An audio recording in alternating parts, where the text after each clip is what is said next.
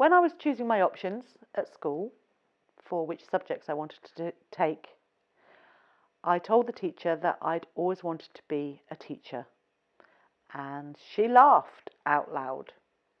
And my parents turned to me and said that perhaps I ought to take typing, because at least that way I'd always have a job. From that point on, school lost all interest, and I gave up, really. It wasn't until I had children of my own that I decided that actually I could start being creative again. I'd always sewn and knitted, and as I became a childminder, looking after my own and other people's children, the house became known as the Blue Peter House. I began working as a play leader and got my qualifications in that, and I created all sorts of weird and wonderful creations within the house. I started building dolls' houses and creating models, and my love of creating all sorts of things developed. As my own children got older, my husband decided I needed to go and get a proper job.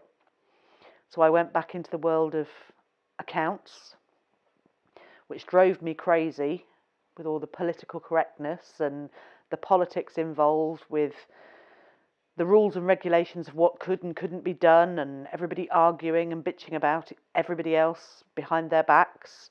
And I decided that I really couldn't do this anymore. So after taking a few months off, I found a programme on television about learning to paint. And having been told, like many other people in their childhood, that I couldn't paint, I discovered that actually I could. Once I accepted that I wasn't going to be able to paint like Monet, I was going to be able to paint like Anne, and I accepted that, I taught myself to paint. 4 years later, I now teach other people to paint. And I teach other people all sorts of other arts and crafts. And at the Thistle Drive Centre, anybody's welcome to come along and learn anything that they want to learn. And I get my pleasure out of teaching other people to do things that they don't believe that they can do. That's how I spend my days.